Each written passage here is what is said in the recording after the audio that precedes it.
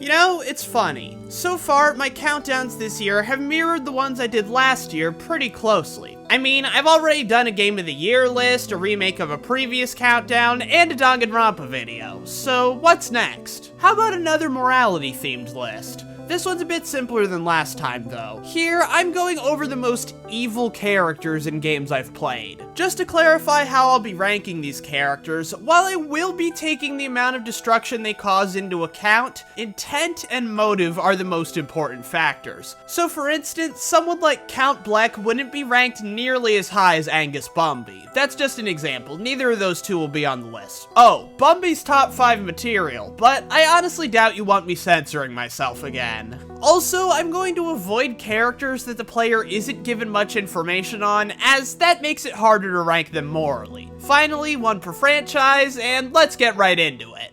I'm a bad guy.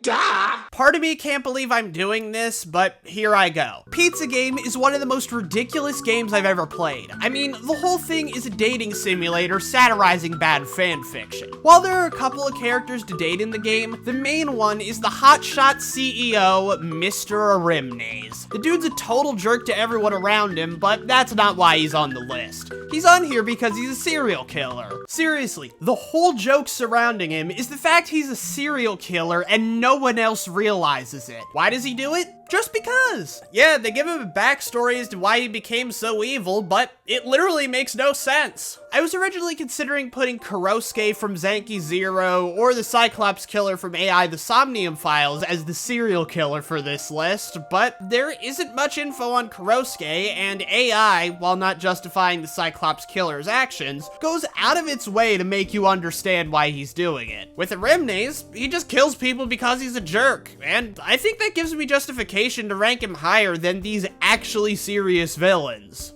I'm a bad guy.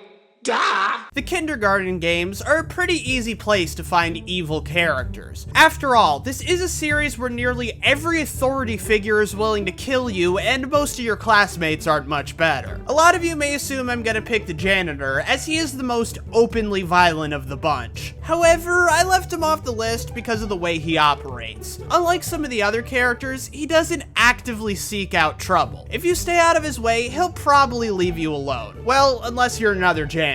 I guess that counts as encroaching on his territory. Meanwhile, the principals in both games go above and beyond. They both murder students over minor rule violations and have a secret laboratory underneath the school where they experiment on kids they kidnapped. Despite those oddly specific similarities, the principal from the second game is clearly worse. This is for 2 reasons. One, the principal in the first game stopped at kidnapping 1 student. This one kidnapped 3 kids and probably had plans for more. The second is that the first principal at least had the decency to keep his own kid away from his illicit business. After Penny, the second principal's daughter, got into an accident, she rebuilt her as a cyborg that can detect contraband and execute rule breakers. Yeah, not only did she turn her own daughter into a mindless killing machine, but she even blows her up for disobeying her later on.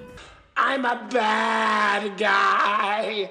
Duh. Despite being such a cutesy game, A Hat in Time is home to some pretty evil characters when you think about it. This game's got directors willing to kill over a film award, multiple crime bosses, a literal demon that steals people's souls, and a tyrannical dictator who thinks she's bringing them all to justice. However, the most sinister character of the bunch only shows up in 1 level, yet she's impactful enough to be featured in the game's logo, Queen Vanessa. As I established in Disturbing Characters, Queen Vanessa is freaking terrifying in-game. However, it's the subtext behind her character that really shows how messed up she is. As revealed by her time rift, the Subcon Forest was once a beautiful, bustling kingdom, but all that changed when Queen Vanessa saw her prince supposedly flirting with another girl, even though he was just buying flowers. That didn't matter to her though, as she locked him away, leading to him becoming the Snatcher and her rage completely destroying the kingdom. You can clearly see the remains of it throughout the subcon forest, as well as the frozen corpses of anyone who dared approach her. Now, this might sound like a romantic tragedy, and I guess it is, but don't even think about feeling bad for Vanessa. Everything in her house, from the diary entries to literal writing on the wall, indicate that she was beyond obsessed, and that even if she didn't snap, the Snatcher still would have been in for a pretty abusive relationship. You think he's so territorial because of what happened with Vanessa?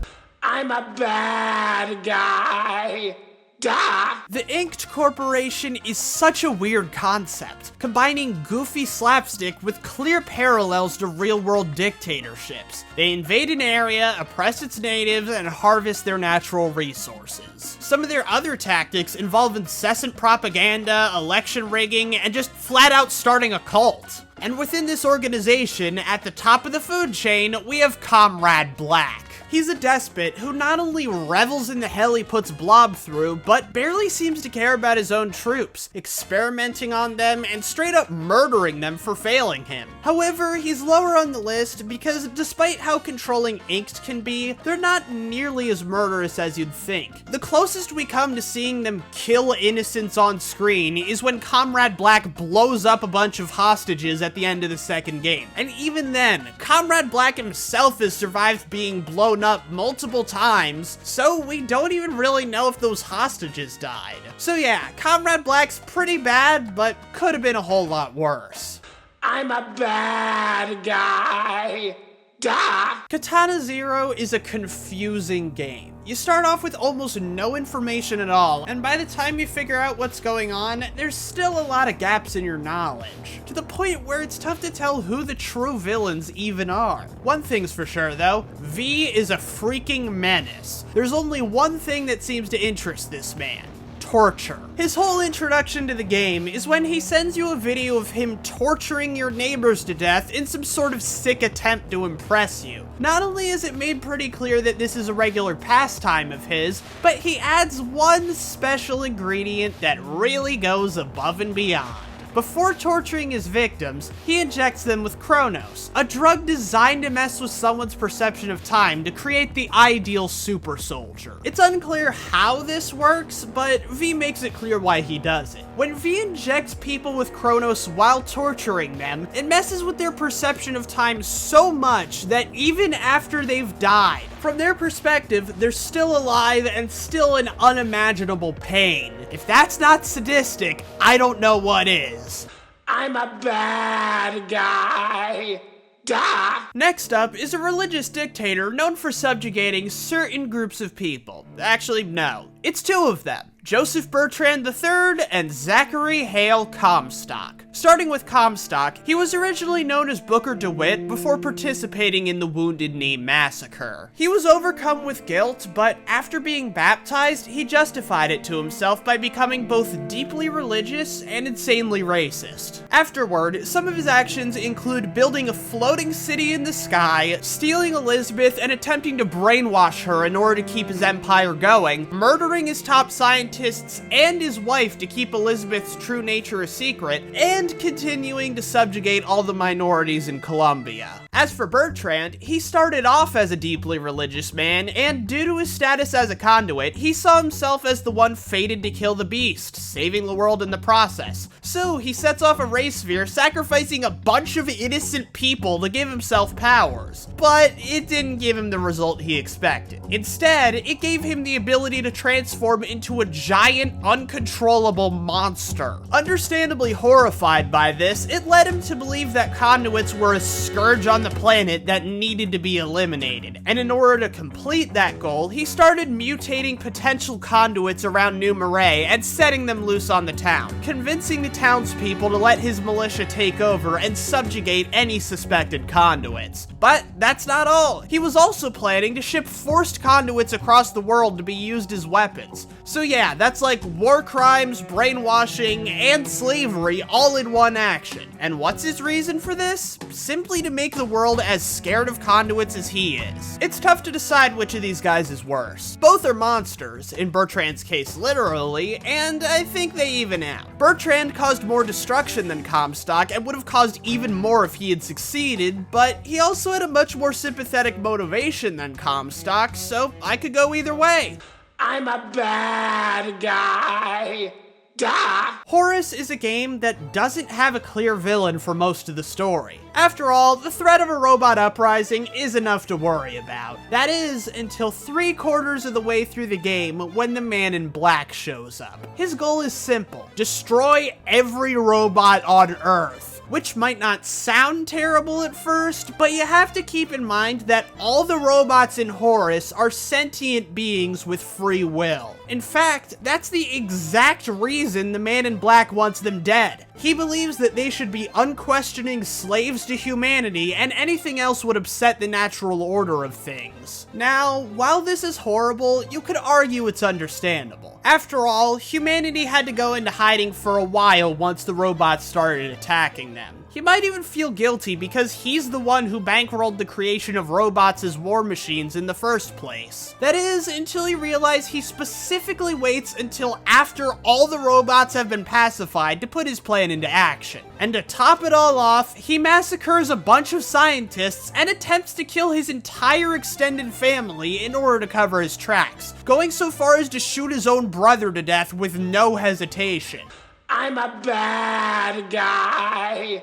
Duh. The Mario series has a surprising number of candidates for this list. Sure, Bowser's basically a Saturday morning bad guy even when he tries to get serious, but go to the spin-offs and you've got some wildly evil candidates. Count Bleck's goal was by far the most destructive of the bunch, but he also had a sympathetic motive. Dementio was probably the most manipulative, Cacletta seemed to cause the most unnecessary destruction in pursuit of her goal, and Fawful seemed to take the most pleasure from hurting people. However, I think the winner is pretty clear. The Shroobs. The Shroobs are aliens who want to conquer the Mushroom Kingdom. Although, conquer maybe isn't the right word. They kinda just want to destroy it. Seriously, most other villains in the series want to take over the world, but these guys, their only goal is destruction. They want to destroy everything they come across. It even gets to the point where they're willing to be killed by their leader just as a way to attack you. That should really speak for itself. I'm a bad guy.